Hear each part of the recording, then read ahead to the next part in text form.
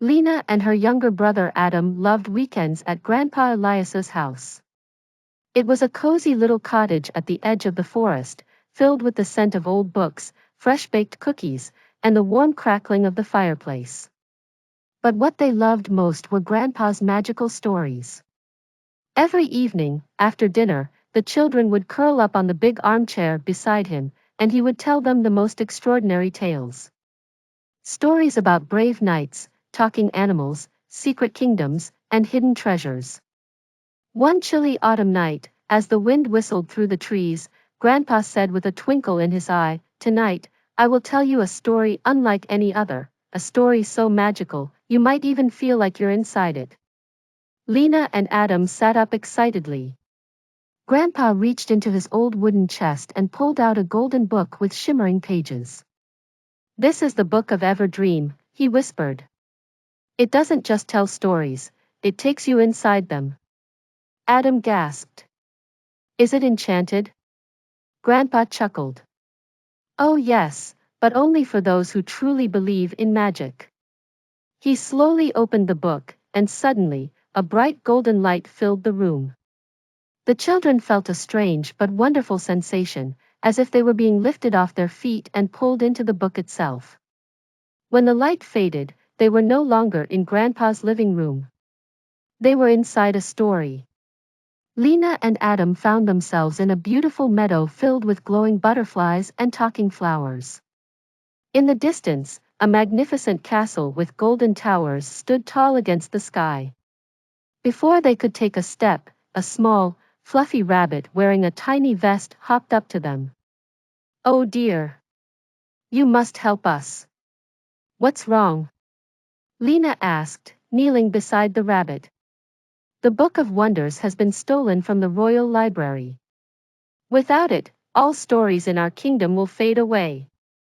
Grandpa, now dressed in a wizard's robe, nodded solemnly. "We must find it before it's too late." The children eagerly agreed. Their adventure had begun. Guided by the rabbit, they traveled through the whispering woods, where trees told riddles and birds sang in perfect harmony. At the edge of the forest, they met a silver-winged unicorn.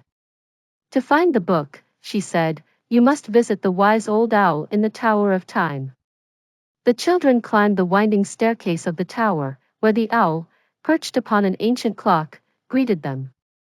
"The thief who stole the Book of Wonders is the Shadow Sorcerer. He hides in the Forgotten Lands, beyond the River of Echoes." Adam's eyes widened. "How do we stop him?" The owl handed them a golden key. "Only the pure of heart can unlock the book's true magic."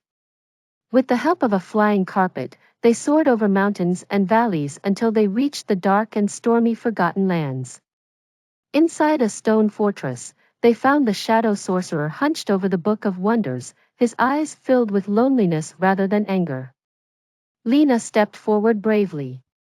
"Why did you steal the book?" The sorcerer sighed. "I was once a storyteller, but no one listened to my tales. I wanted the book's magic to make people hear me."